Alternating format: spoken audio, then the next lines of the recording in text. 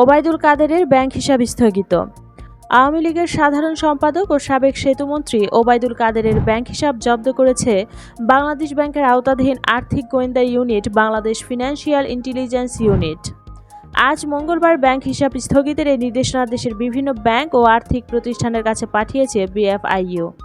চিঠিতে বলা হয়েছে, ওবায়দুল কাদের স্ত্রী, সন্তান বা পরিবারের মালিকানাধীন ব্যবসা প্রতিষ্ঠানের ব্যাংক অ্যাকাউন্ট থাকলে তাও স্থগিত করতে হবে। অ্যাকাউন্ট ফ্রিজের ফলে এখন থেকে তারা আর কোনো টাকা তুলতে পারবে না। মানি লন্ডারিং প্রতিরোধ আইনে এর নির্দেশনা দেওয়া হয়েছে।